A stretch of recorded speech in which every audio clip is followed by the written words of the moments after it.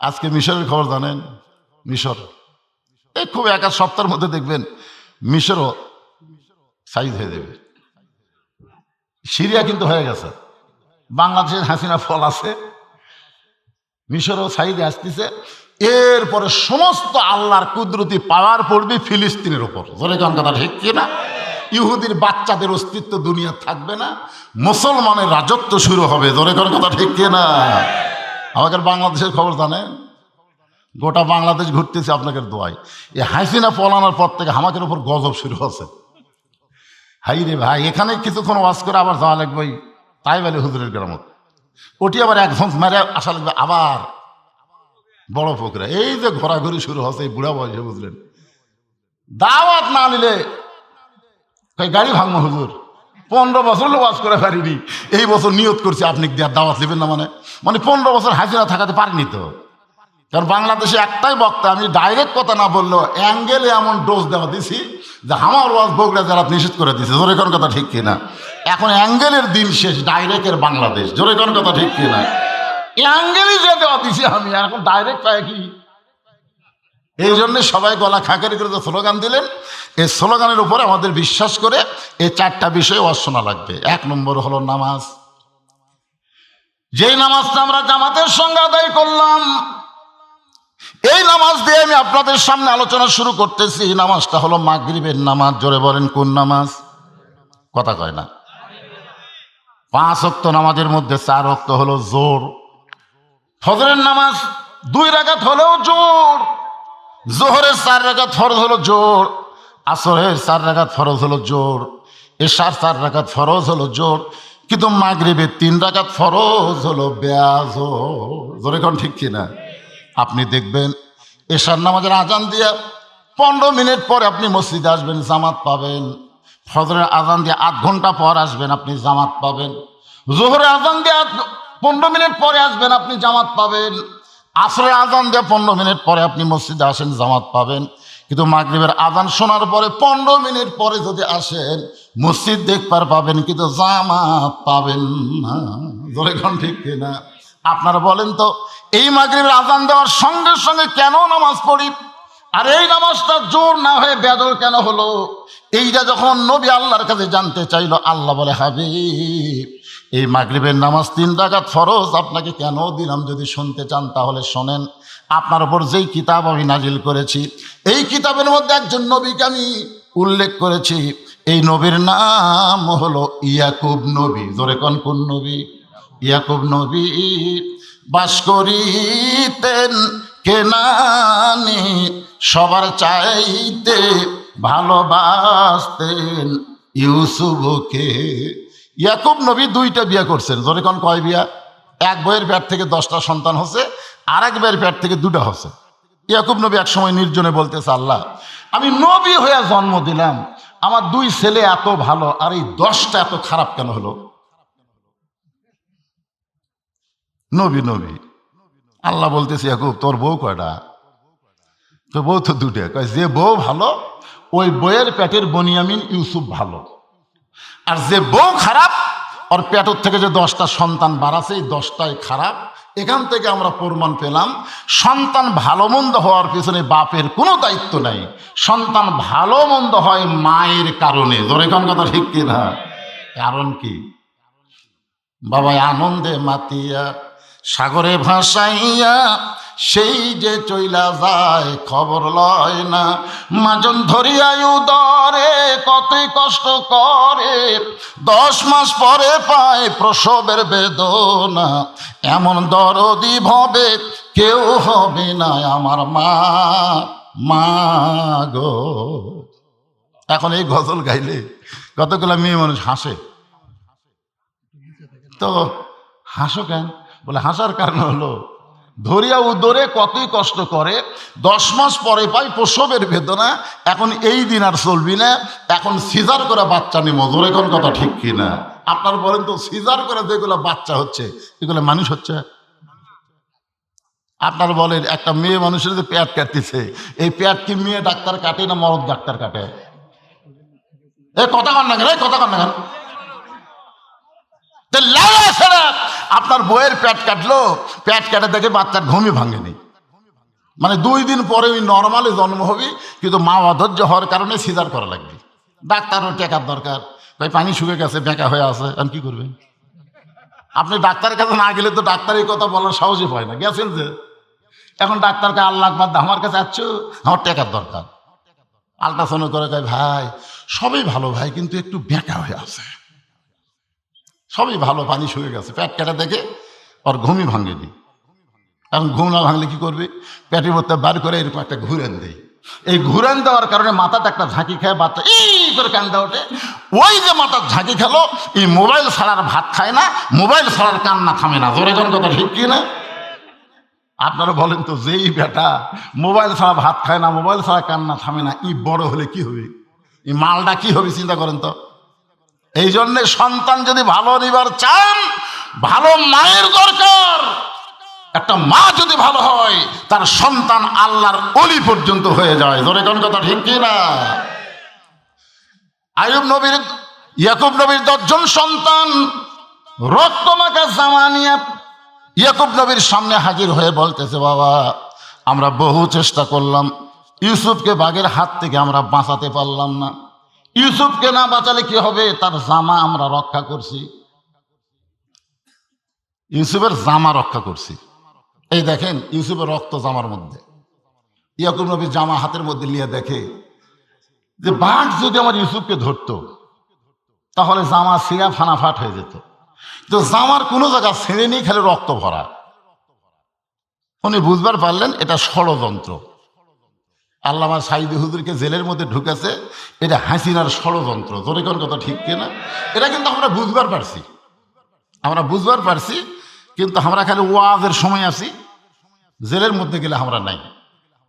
আমরা মামুনুল হককে সামনে দিয়ে বলি, মামুনুল হক এগিয়ে চলো, আমরা আসি তোমার। কথা কয় না। মামুনুল হক এগিয়ে চলো, আমরা আছি তোমার সাথে। মামুনুল হক জেলখানায়, একজনেরও মিছিল নেই। জোরে কোন কথা ঠিক কিনা? আপনার কি বুঝবার পারেননি? আল্লামা সাইদি হুজুরকে যে ষড়যন্ত্র করে জেলের মধ্যে রাখছিল, এটা কি আপনারা জানেন না? কথা কোন জানেন কি জানেন না?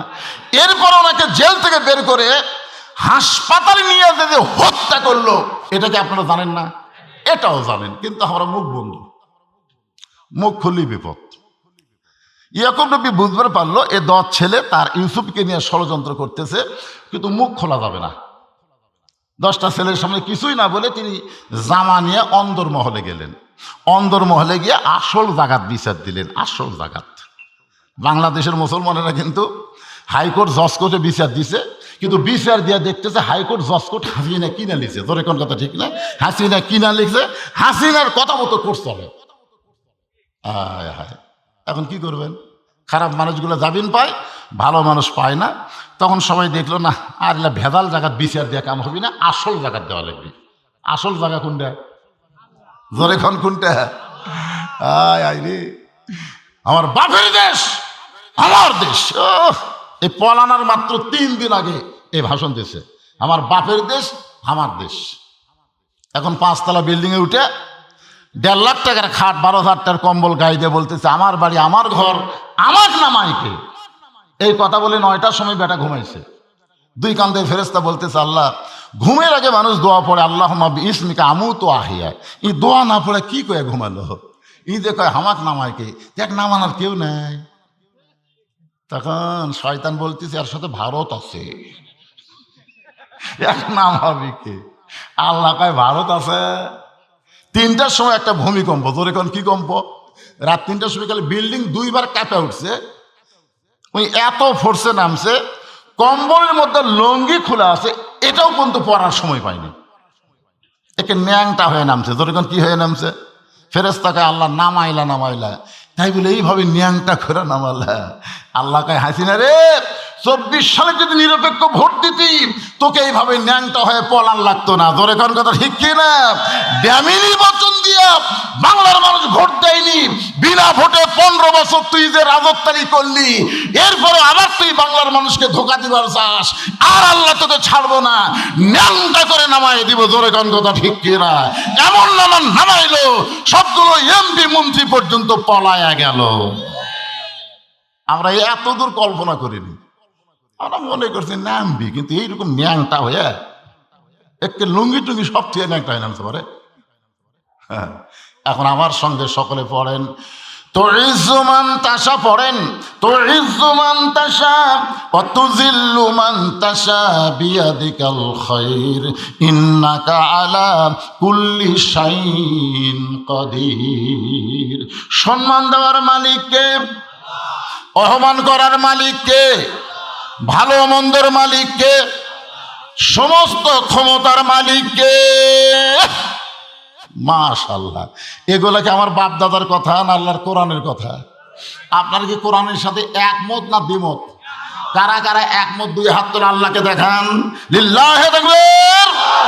হাত না ভাই, আপনারা কিন্তু একমত, একমত না? একটা মত রাখেন, আপনি বাইরে যা করেন করেন, এই সামিয়ানের মধ্যে ঢুকে একমত। আপনি আওয়ামী লীগ করেন, বিএনপি করেন, জাতীয় পার্টি করেন, জামাত করেন, মসজিদের মধ্যে ঢুকলে কয় কাতার? যদি আওয়ামী লীগ চার আঙ্গুল সামনে যায়, আপনি জামাত কি করবেন? অর্ধল ক্ষমতা তো তিনি সামনেই থাক, তাই করবেন, টাইনে নিয়ে আসবেন করে। তোর চোখ নেই? বিএনপি যদি চার আঙ্গুল পিছনে থাকে, আপনার পিছনে থাকবেন, খেলনা দেয় তুই, তোর চোখ নেই?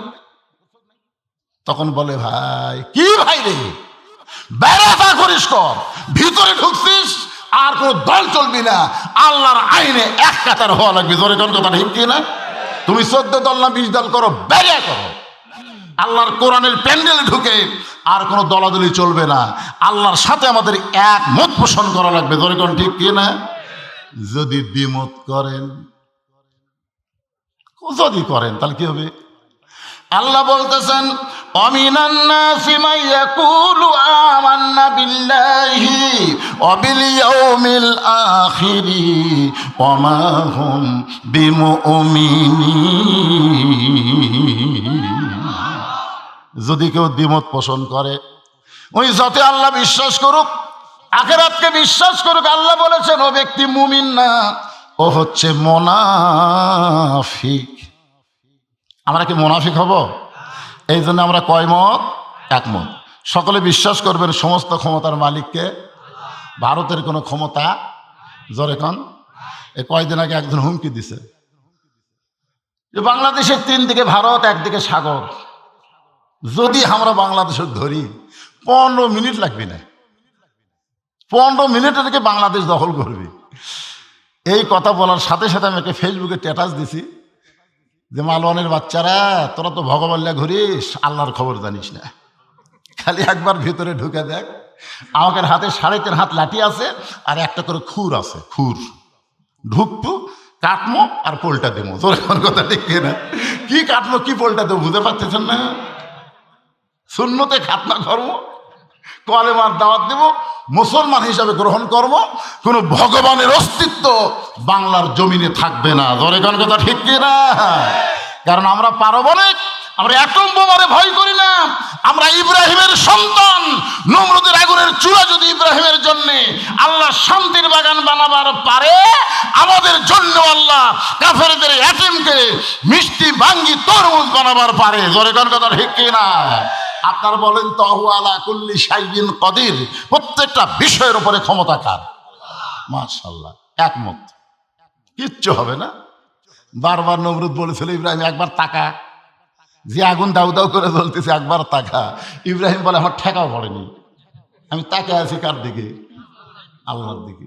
আমি জানি তুই যতই জ্বলা, আগুনের পুরানোর ক্ষমতা তোর হাতত নাই।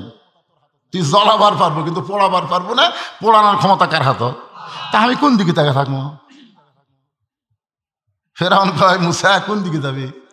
যে হারে সাগর খালি ঢেউ মারতেছে, আমরা 3 দিকে লাঠি নিয়ে দাঁড়া আছি, তোর তো যাওয়ার জায়গা নাই। মুসা খালি আল্লাহর দিকে তাকা থাকে, আল্লাহ জায়গা নাই? কি কোন জায়গা আছে না নাই? সাগর আল্লাহ রাস্তা বানায় দেয়। আজকে ভারত আমাদেরকে হুমকি দিচ্ছে, বঙ্গোপসাগরের ভয় দেখাস। আমরা মুসার গ্রুপ রে, আমরা মুসার গ্রুপ। আল্লাহ 12 লাইন রাস্তা বানিয়ে দিবি, আমরা পার হবো, তোরাই সুবলান খাবো। তোর কোন কথা ঠিক কিনা? একটু মনোযোগ দিয়ে শুনবেন। এই মাগরিবের 3 রাকাত ফরজ নামাজ নিয়ে আপনাদের সামনে আলোচনা করতেছি। ইয়াকুব নবী নির্জনে গিয়ে আল্লাহর সঙ্গে কালেকশন করে বলতেছে, আল্লাহ আমার ইউসুফ যেখানেই থাক না কেন, তুমি আল্লাহ তাকে হেফাজত করো। এখন আপনারা বলেন, বাবা যদি সন্তানের জন্য দোয়া করে, এই দোয়া কি আল্লাহ কবুল করে? করে? বাবা সন্তানের জন্য দোয়া করতেছে, আর অনেক অনেক পাটা বাবা বাদ দিয়ে বাবার দরবারে যায়। এখানে কোন বাবার কথা বলা হচ্ছে, বাবার দরবার না বাবা? আল্লাহ কোরআনে বললেন, ওয়াকাদা রাব্বুকা আল্লা তা'বুদু ইল্লা ইয়্যাহু ওয়া বিল ওয়ালিদাইনি ইহসানান। রে দুনিয়ার সন্তানেরা শোনো, আল্লাহর ইবাদত করার পরে তোমাদের 2 নম্বর দায়িত্ব হলো বাপ মার প্রতি ইহসান করা, দয়া করা, ভক্তি করা। কোনো বাপ মা যদি সন্তানের জন্য দোয়া করে, তীর লক্ষ্য ভ্রষ্ট হতে পারে, কিন্তু বাবার দোয়া সন্তানের জন্য কোনোদিন লক্ষ্য ভ্রষ্ট হয় না। কোন সুবহানাল্লাহ। আল্লাহ দোয়া কবুল করেছে। বণিকেরা ব্যবসা করতে যায়, তৃষ্ণা লাগছে, কূপের মধ্যে পানি পান করবার গিয়ে দেখে চাঁদের বদল একটা ছোট্ট বাচ্চাকে রশি দিয়ে কে যেন বেঁধে কুয়ার মধ্যে ফাইলা দিছে। পানি খাওয়া বাদ দিয়ে ইউসুফকে তুলে তারা বাজারে বিক্রি করতে চায়। জুলাইখা নামে একটা মহিলা তাকে কিনে লালন পালন করে। ইউসুফ নবী যখন বয়স্ক হয়ে যায়, যুবক হয়ে যায়, মিন শারিল আসওয়াসিল খান্নাস, জুলাইখার ভিতরের নফস ইউসুফকে স্বামী হিসাবে গ্রহণ করতে চায়। আজিজ মিশরের বিবি জুলাইখা ইউসুফকে যখন স্বামী হিসাবে গ্রহণ করতে চাই, ইউসুফ আপত্তি জানায়, বলে ইন্নী আখাফুল্লাহ, আমি আল্লাহকে ভয় করি, আল্লাহকে ভয় করি। তুমি যতই দরজা জানলা বন্ধ করে অকাম করতে চাও, আমি ভয় করি কাকে? হাসিনা। 13 সালে হাসিনাকে সম্পর্কে মামুনুল হক বলেছেন, 13 সালে যখন গ্রেফতার হয়ে আমি জেলখানায় যাই, আল্লামা সাইদি হুজুরের সঙ্গে আমার দেখা হলো। আল্লামা সাইদি হুজুর বলেছিলেন, এই কালকি জুলাইখা, ওই কালকি জুলাইখা, যার নাম হলো হাসিনা। ধরে কোন যার নাম কি? আর ইউসুফ মানে আমাদের সাইদি হুজুরকে এই হাসিনা প্রস্তাব দিল, যদি আপনি বাহিরে বের হয়ে এই জামাত ইসলাম বাদ দেন, ইসলামী দলকে বাদ দেন, তাহলে আপনাকে বাংলাদেশের বিশাল একটা পোস্ট দিব, আপনাকে বিচারকের আসন দেব। নানা রকম আসন দেওয়ার পরেও সাইদি সাহেব কোরআন শরীফ থেকে তেলাওয়াত করলেন, ইন্নাল্লাযীনা ক্বালু রাব্বুনাল্লাহু সুম্মা ইসতাকামু তাতানাজ্জালু আলাইহিমুল মালাইকা আল্লা তাখাফু ওয়া লা তাহজানু ওয়া আবশিরু বিল জান্নাতিল্লাতী কুনতুম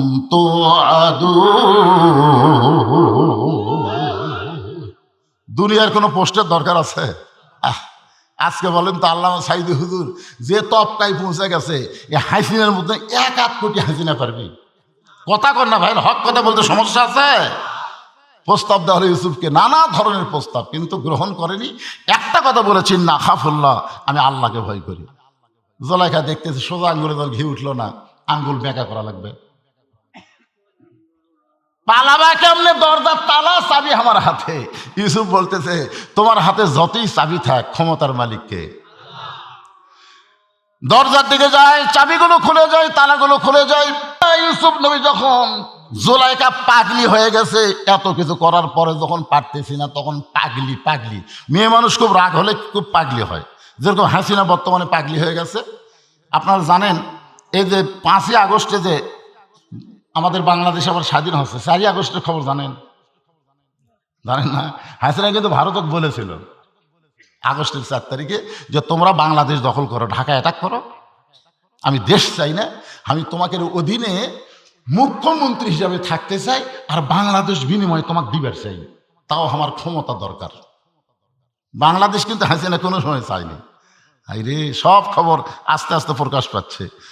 হাসিনা যে কি মাল, কি মনে করতেছেন? একের পিছন দিকে এমন হিংসা জুলাইখা খপ করে ধরছে যে ইউসুফ তুই পালাবি কেমনি দেখি। আচ্ছা, যার কলিজাত আল্লাহর ভয়, তার কলিজার জামার চিন্তা হয়। ইউসুফ যখন এরপরেও পালায় গেল, জুলাইখার ভয়ে পালায়নি, একটা ষড়যন্ত্র থেকে বাঁচার জন্য যখন পালায় গেছে, সঙ্গে সঙ্গে জুলাইখা রাজ দরবারে গিয়া চুল এলো মেলো করে পাগলির মতন চিৎকার করে বলতেছে, যাকে সন্তান হিসেবে লালন পালন করলাম, যাকে আদর সোহাগ দিলাম, সেই ইউসুফ আজকে সুযোগ পাইয়া আমার ইজ্জত নষ্ট করবার চাইছিল, আমি বহু চেষ্টা করে ইজ্জত বাঁচাইছি। ইউসুফ নাফরমান, ইউসুফ নাফরমান। ইউসুফের বিচার আমি আদালতে কামনা করি। সমস্ত বিচারক বললেন, জুলাইখা এমন করে আপনি কাঁদবেন না, অবশ্যই ইউসুফের বিচার হবে। জুলাইখা মুচকি মুচকি হাসি নিয়ে ঘরের মধ্যে ঢুকলো।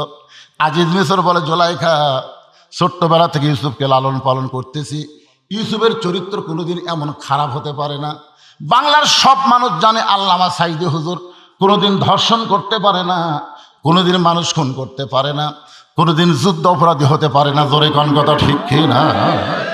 ছোট্টবেলা থেকে ইউসুফকে দেখতেছি। জুলাইখার স্বামী আজিজ মিসর বলতেছে, ইউসুফ তোমার সঙ্গে ধর্ষণের অ্যাটেন্ড করবে এটা আমার বিশ্বাস হয় না, বরং তুমি মিথ্যা বলেছ রাজ দরবারে।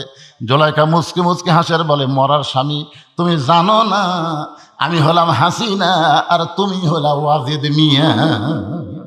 ওয়াজেদ মিয়া চেনেন? শেখ হাসিনার স্বামীর নাম কি? কথা কয় না, সব প্রকাশ হয়ে গেছে। জাফরুল ইসলামের কাছে যায় কান্তিছে ওয়াজেদ মিয়া, হাসিনার স্বামী ডক্টর ওয়াজেদ মিয়া। কান্তি স্যার বলতেছে, ভাই আমাকে একটা চাকরি দেন ভাই। জাফরুল ইসলাম কয়, কি রে, আপনার বউ হলো প্রধানমন্ত্রী আর আপনি আমার কাছে চাকরি চান? 1 ঘন্টা ডক্টর ওয়াজেদ কান্দিছে, 1 ঘন্টা। এমন কান্না আল্লাহ বাংলার জমিনে কোন ঘরে হাসিনার মতন বউ যেন আল্লাহ না দেয়। কারণ যেই ঘরে হাসিনা এই ঘর হলো জাহান্নাম। যেই হাসিনা নিজের স্বামীকে কষ্ট দিয়ে কান্দাইছে সে বাংলার মানুষকে শান্তি দিবে এইটা কখনো বিশ্বাস করা যায় না। হাসিনা হলো ভারতের প্রোডাক্ট। জোরে বলেন কথা ঠিক কিনা? হাসিনা ভারতের প্রোডাক্ট। এই জন্য আল্লামা সাইদ হুজুর বলেছিল, 12 কোটি মানুষ যখন গাছের গোড়ার ঝাঁকি মারবে তখন দিল্লির মামু বাড়িয়ে পড়বে। জোরে কোন কথা ঠিক কিনা? আপনি বলেন তো কোন জায়গাত গেছে?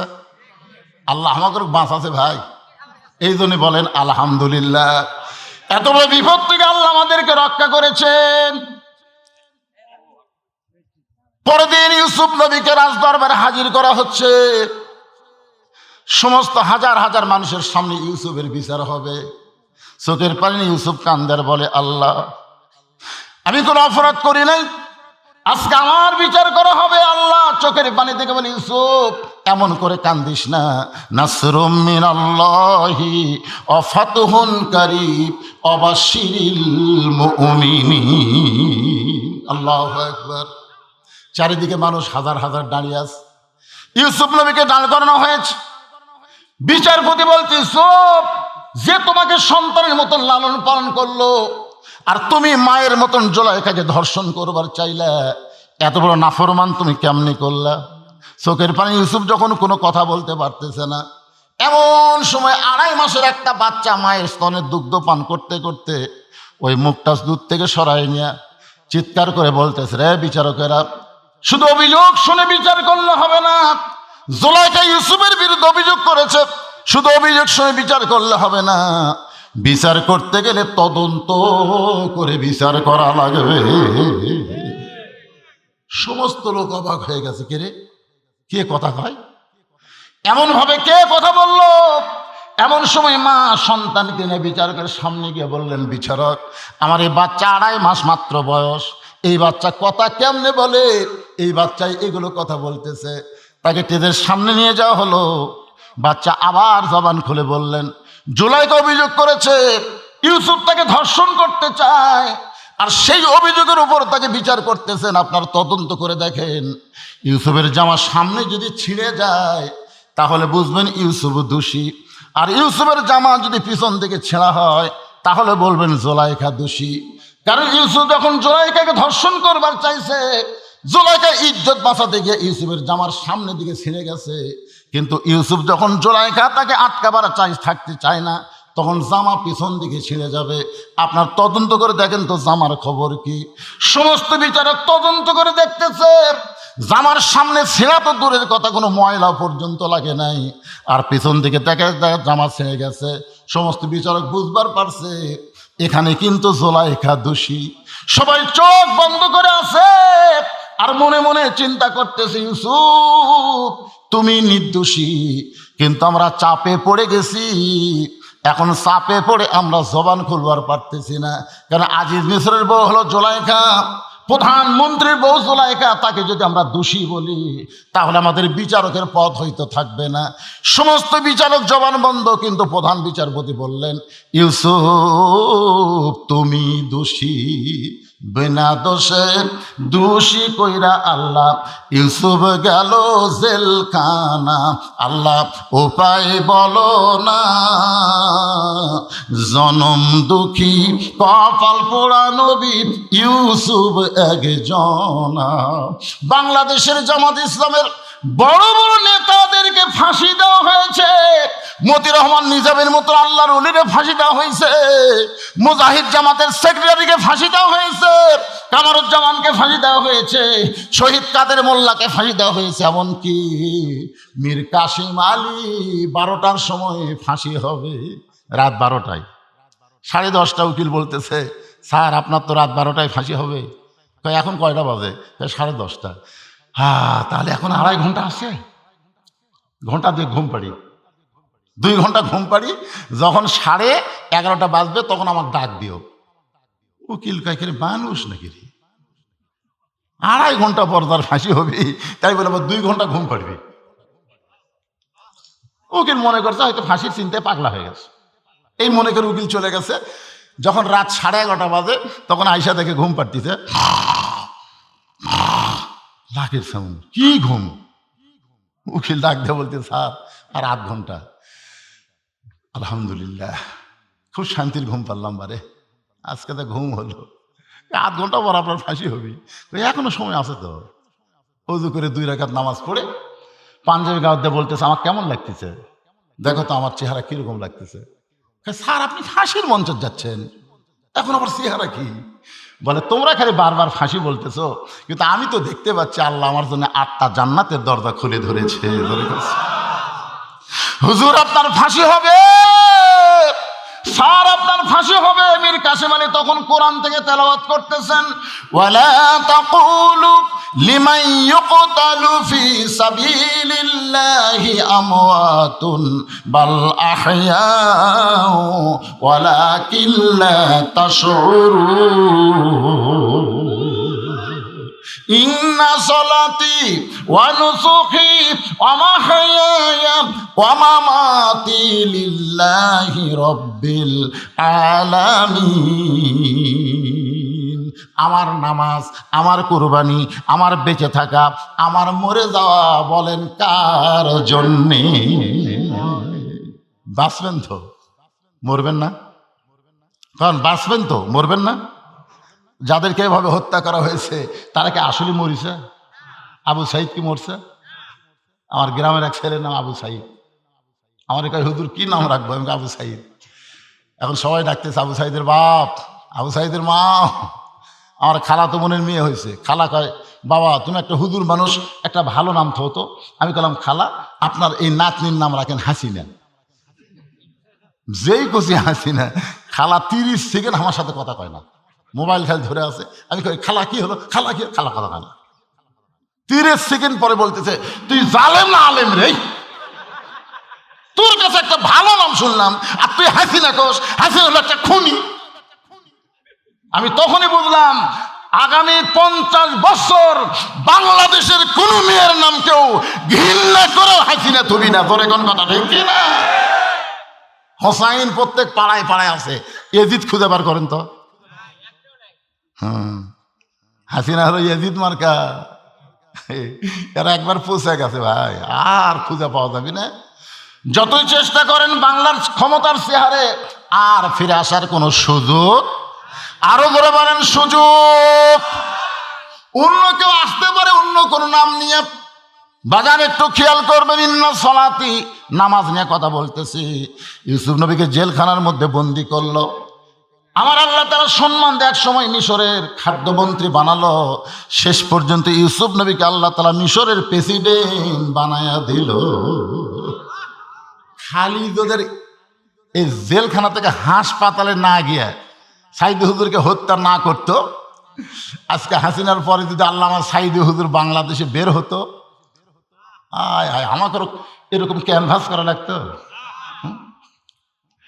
আমার এই তেল তেল আওয়াজ দেখা হয়ে গেলে সাইদি হুজুরের জন্য এমন কোনো মাঠ ময়দান নাই যে ময়দানে জনগণ বসার জায়গা দিবে, দাঁড়ানোর জায়গা দিবে। ধরে কোন কথা ঠিক কিনা?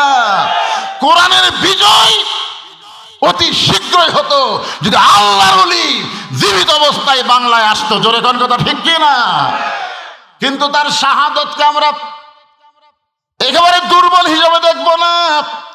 গানের মধ্যে যখন সবাই বলে আল্লামা সাইদি তুমি মরনি, শহীদ হয়েছ আমরা এটাই জানি, প্রত্যেকটা বক্তার ভিতরে আল্লামা সাইদি হুজুরের একটা স্পৃহা আছে না নাই? যখন আছে না নাই? এক সাইদি দুনিয়া থেকে চলে গেছে, এখন হাজার হাজার সাইদি বের হবে। অতি সত্তর বাংলার জমিনে আল্লাহর কোরআনের বিজয় হবে ভাই। এই জন্য একটু মনোযোগ দিয়ে শুনতে হবে। মিশেল যখন প্রেসিডেন্ট হয়ে গেল, এমন সময় ওই দশজন ভাই ইসু নবীর সামনে দাঁড়ায় বলতেছে, মহামান্য রাষ্ট্রপতি, আমাদের বাড়ি হলো কেনান দেশে, আমাদের বাবার নাম ইয়াকুব নবী, আমাদের বাবা আমাদের দেশে অত্যন্ত অভাব চলতেছে, মেহেরবানি করে আপনি যদি আমাদের একটু খাবার ব্যবস্থা করেন, একটু খাদ্য দেন, তাহলে সেই খাদ্য আমরা কেনান দেশে নিয়ে যাব। ইউসুফ চিন্তায় পড়ে গেলেন যে এই 10 জনই তো আমাকে হাত পাও বান্ধা কুয়ার মধ্যে ফেলে দিছে, এই 10 জনই তো আমার হাত পাও বান্ধা কুয়ার মধ্যে ফেলে দিছে। আজকে যখন ক্ষমতার চেয়ার পাইছি, আজকে এদেরকে সাইজ করা লাগবে, এই কথা যখন মনের মধ্যে চলে আইছে, আজকে ক্ষমতার চেয়ার হলো আমার কাছে, আর এরাই 10 জন আমাকে হাত পা বান্ধা কুয়ার মধ্যে ফেলে দিছে, প্রতিশোধ নেওয়ার দরকার আছে না নাই? এই চিন্তা যখন ইউসুফ নবী করতেছে, এমন সময় আল্লাহ তাআলা ইউসুফের সামনে বলতেছে, ইউসুফ রে, এরা যদি কুয়ার মধ্যে তোকে না ফাইলা দিত, তাহলে তুই কি আজকে এই জায়গায় আসতে পারতি? এই জায়গায় আসার পিছনে এদের কুয়ার মধ্যে ফেলে দাও একটা হেকমত। জোরে কোন কথা ঠিক কিনা?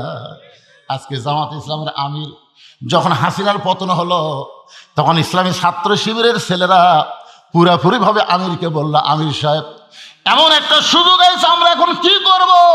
আমাদের বাড়ির পাশে যারা, আমার বাড়ির পাশে যারা একটা চোর পুলিশ যখন আইছে আমাকে ধরার জন্যে, চোর আমার 5 ফিটের সবচেয়ে বড় চোর, পুলিশ বলতেছে বজরশিদের বাড়ি কোনটা?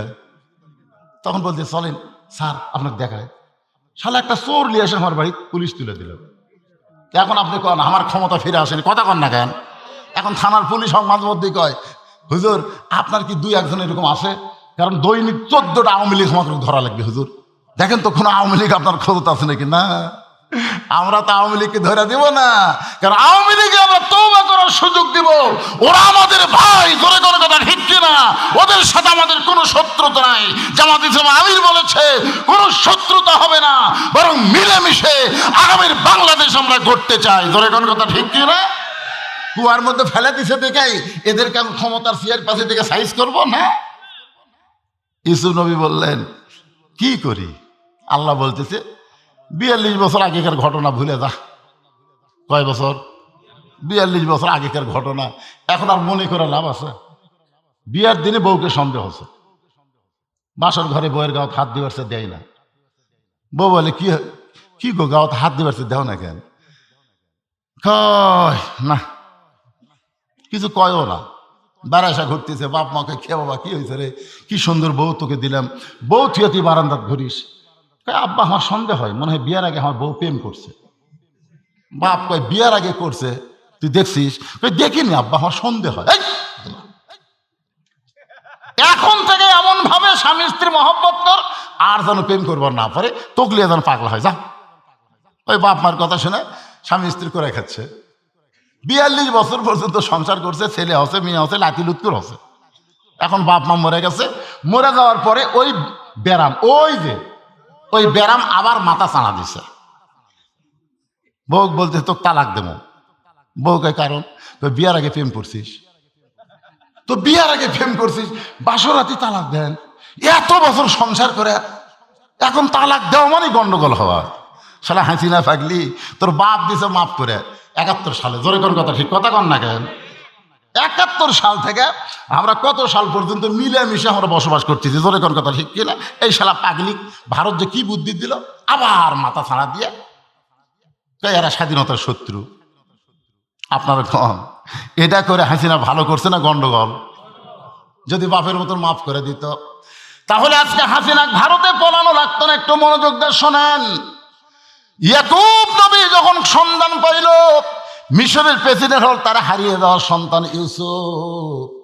এতদিন পর সন্তানকে বুকের কাছে পায়, আল্লাহর শুকরিয়া আদায় করার জন্যে এক নিয়তে 3 রাকাত নামাজ পড়ে। ওই 3 রাকাত নামাজ আল্লাহর এতই ভালো লাগছে, আল্লাহ ডাক দিল, হাবিব ইয়াকুব ইউসুফের এই 3 রাকাত নামাজ আমি আপনার উম্মতের জন্য মাগরিবের নামাজ হিসেবে দিয়ে দিলাম। আপনার উম্মতের মাগরিবের 3 রাকাত নামাজ যখন জামাতের সঙ্গে কায়েম করবে, ইয়াকুব ইউসুফের সম পরিমাণ সওয়াব আমি আল্লাহ দিয়া দিব। এই যে এখন যে নামাজের আযান দিল, এই নামাজের নাম কি? এশার নামাজ। 2 ওয়াক্ত নামাজ যদি আপনি জামাতে না পড়েন, 2 ওয়াক্ত নামাজ যদি আপনি জামাতে না পড়েন, একটা হলো ফজর, একটা হলো এশা, তাহলে আল্লাহ আপনাকে আস্তে আস্তে মুনাফিকের মধ্যে নাম লিখবে। এজন্য ফজর এশা এই 2 ওয়াক্ত জামাত কিন্তু মিস করা যাবে। এই যে 4 রাকাত ফরজ নামাজ আমরা আদায় করব, এশার 4 রাকাত ফরজ নামাজ যখন নবীকে দেওয়া হলো, নবী বললেন, আল্লাহ এই 4 রাকাত এশার নামাজ আদায় করলে আমার উম্মতের প্রতি আপনি কেমন খুশি হবেন?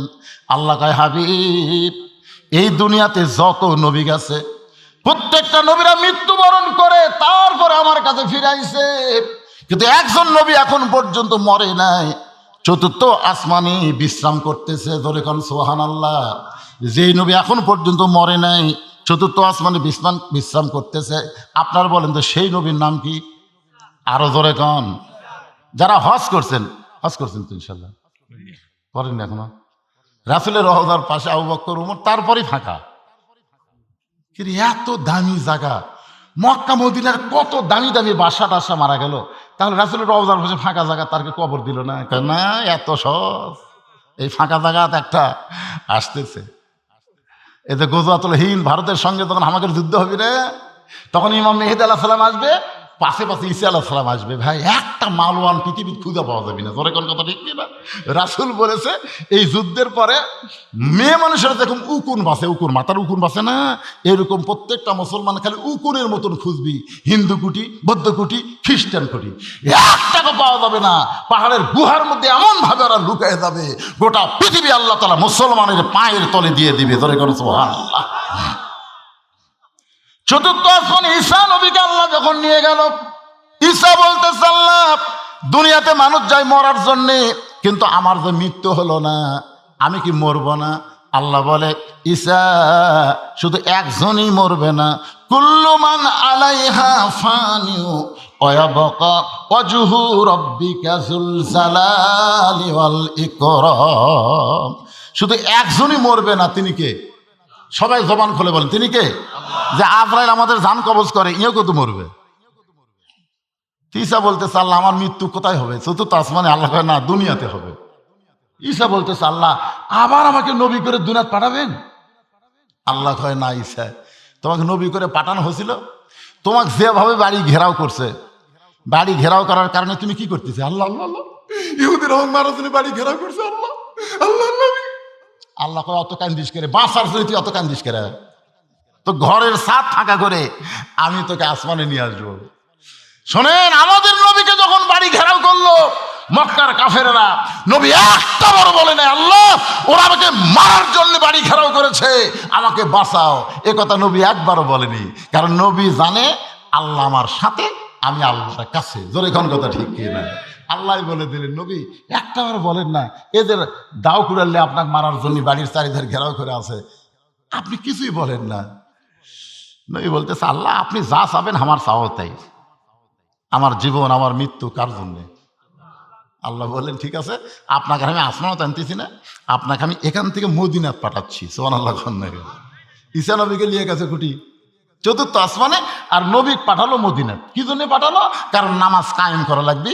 মক্কাত নামাজ পাচ্ছে, নামাজ শুধু পড়লে হবে না, নামাজকে কায়েম করবার গেলে আমাদের নবীকে আসমানে না নিয়ে মদিনায় পাঠায় দিলেন।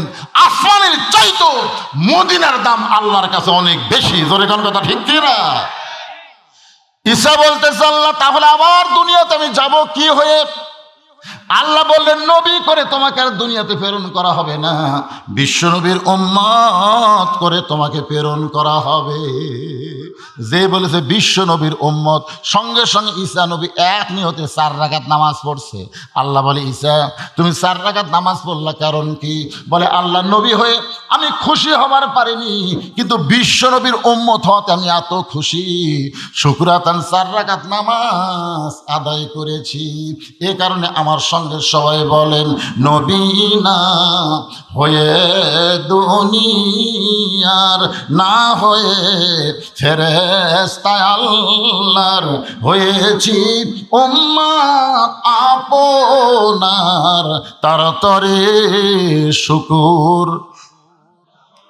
1000 বার করে চলবে না, তার তরে শুকুর কোটি বার। আল্লাহ বলে, ঈসা নবীর 4 রাকাত নামাজ আমি আল্লাহর এতই ভালো লাগছে, নবী আপনার উম্মতের জন্য এশার 4 রাকাত ফরজ হিসেবে দিয়ে দিলাম। জামাতের সঙ্গে যখন এশার নামাজ কায়েম করবে, ঈসা নবীর সমপরিমাণ সওয়াব আমি আল্লাহ দিয়া দিব। বিশাল একটা সময় এশা থেকে ফজর, 2 ওয়াক্ত নামাজ কিন্তু লম্বা, ফজর থেকে জোহর আর এশা থেকে ফজর। আর এই 3 ওয়াক্ত দেখেন আসর, মাগরিব, এশা, লাগালাগি, একটা নামাজ শেষ না হতে আর একটা। দেখেন ওয়াজ শুরু করতে আজান দিছে, মাগরিব পড়ে কেবল ওয়াজ শুরু করতে এশার আজান দিছে। তার মানে কি 3 ওয়াক্ত খালি তাড়াতাড়ি, ঠিক না? আসর, মাগরিব, এশা, একটা শেষ না হতে আর একটা। কিন্তু এশা থেকে ফজর, ফজর থেকে জোহর, এ লম্বা হওয়ার পিছনে কারণ কি? আল্লাহ বলেন, হাবিব কারণ হলো ফজর থেকে জোহর লম্বা সময় দিয়েছি, যে এই লম্বা সময়ের মধ্যে আপনার উম্মতেরা কাজ কাম করবে, খেতে খামারে কৃষি কাজ করবে, ব্যবসা বাণিজ্য করবে, চাকরি বাকরি করবে, কুলি মজুরি করবে। এই লম্বা সময় এরা কাজ কাম করে দেহের যে ক্ষয় হবে, এশা থেকে ফজর আমি আল্লাহ লম্বা সময় দিলাম। এই সময়ের মধ্যে এরা ঘুম পাড়বে, দিনের বেলা যে ক্ষয় হয়েছে রাতের বেলা ঘুমের মাধ্যমে আমি আল্লাহ সেই ক্ষয়টা আবার পুরা করে দেবো। এখন চিন্তা করে দেখেন, এশা থেকে ফজর এই সময়টা আমাদের কাছে কি সময়? কথা কয় না, ঘুমের সময় বাবা। আপনারা মনে করেন রাত 12টা না হলে ওয়াজ হয়? ওয়াজ যদি টাইমলি হয় তাহলে অসুবিধা কি? অনেক বক্তা আছে এখন 40 মিনিট 1 ঘন্টা ওয়াজ করতেছে। তা আমি যদি মাগরিবের পরে এশা পর্যন্ত 1.5-2 ঘন্টা ওয়াজ করি, তো সমস্যা কোন জায়গা? কোনো সমস্যা আছে? আজকের ওয়াজের পরে আপনার ডাঁটে এশার নামাজ পড়ে ডাঁটে একটা ঘুম দেবেন, ফজর নামাজ পড়তে কোনো ক্লান্তি মনে হবে না। ধরে কোন কথা ঠিক কে না? এই যে ফজরের নামাজ, এই 2 রাকাত নামাজ যখন জামাতের সঙ্গে আদায় করবেন, 350 বছর পর আদম নবীর তওবা যখন কবুল হলো, এই তওবা কবুল হয়েছে বর্তমানে যে কাবা ঘর, ওই কাবা ঘর তখন ঘর ছিল না, ওই ফাঁকা জায়গার মধ্যে তওবা কবুল হয়েছে।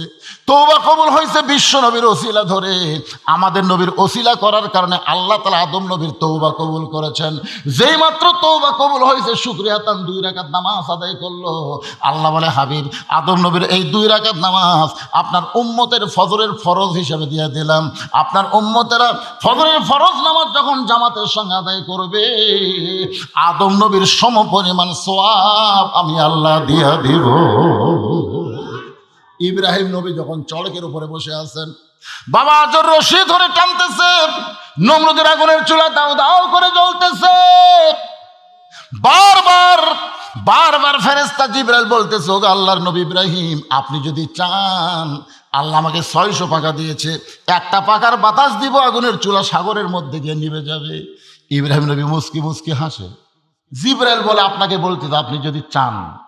ইব্রাহিম বলতে, জিবরাইল তওবা কর, তওবা কর, আমি হলো আশরাফুল মাখলুকাত, তোরা ফেরেশতারা আমার বাবা আদমকে সেজদা করছে। কেরে যেই ফেরেশতা আমার বাবা আদমকে সেজদা করে, আর সেই ফেরেশতার কাছে আমি সাহায্য চাবো? তুই যে বারবার বলতেছিস আপনি যদি চান, তোর কাছে লাগবে কেন? হাসবি আল্লাহু নিমাল ওয়াকিল অনিমাল মাওলা অনিমান নাসির। কুলনা ইয়া নারু কুনি বারদাও ওয়া সালামান আলা ইব্রাহিম। আগুনের চুলা যখন শান্তির বাগান হয়ে যায়, শুকরিয়াতান 4 রাকাত নামাজ আদায় করে। এই 4 রাকাত নামাজ আল্লাহর এতই ভালো লাগছে, উম্মতে মুহাম্মাদের জন্য জোহরের ফরজ হিসেবে আল্লাহ দিয়ে দিয়েছে।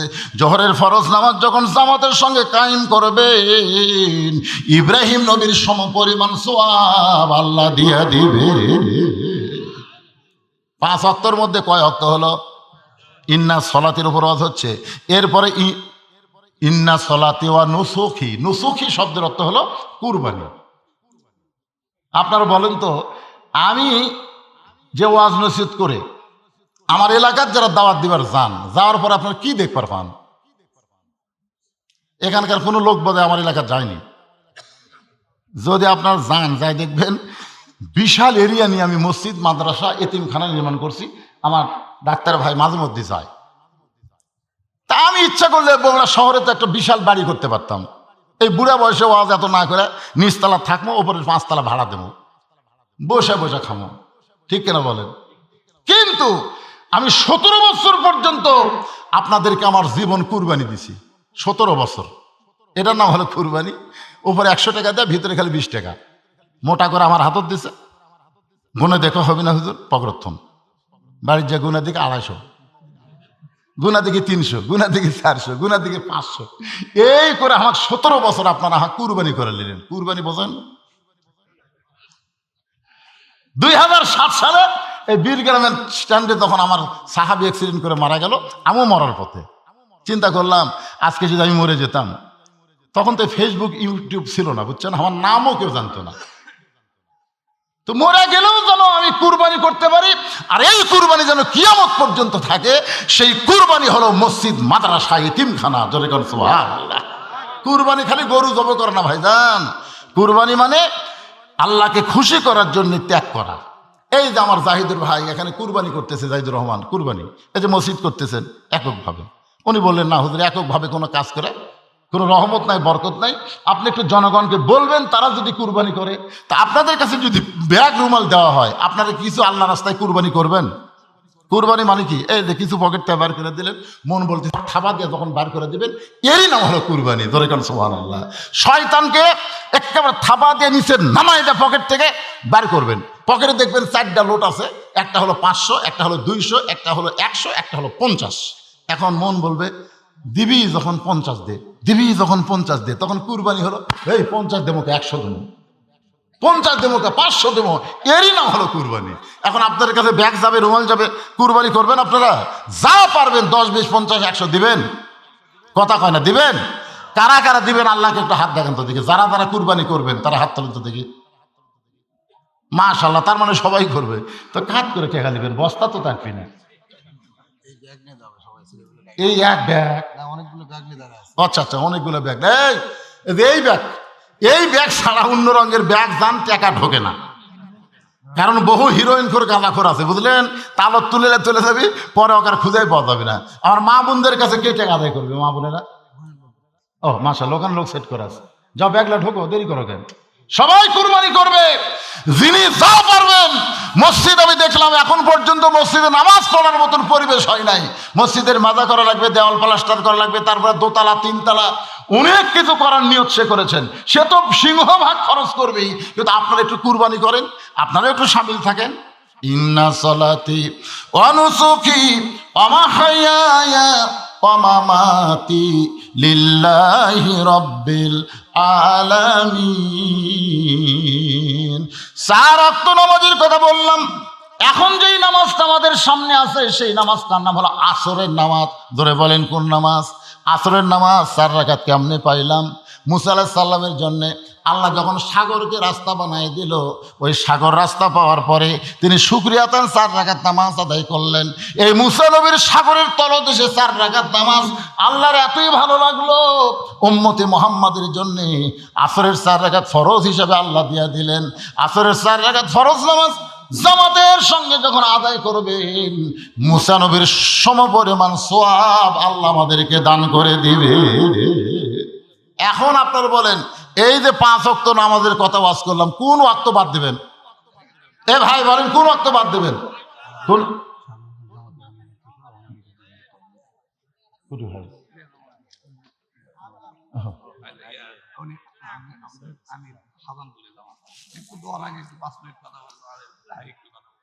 জি জি দেন মাইক।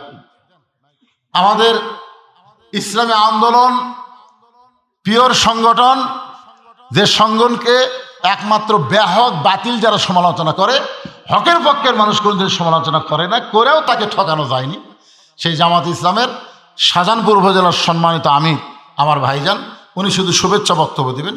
ওনার বক্তব্যের পরে আমার জাহিদুর রহমান সাহেব উনি একটু শুভেচ্ছা বক্তব্য দিবেন তেনার কর্মসূচি সম্পর্কে। এরপরে ইনশাল্লাহ আপনাদেরকে নিয়ে আমি মোনাজাত করব ইনশাল্লাহ। সবাই বসেন, আশেপাশে যারা দাঁড়িয়ে আছেন বসেন। সম্মানিত উপস্থিত আমাদের বাংলাদেশ জামায়াতের উপজেলা সম্মানিত আমির মাওলানা আব্দুল রহমান ভাই, উনি একটু সালাম দিন আমার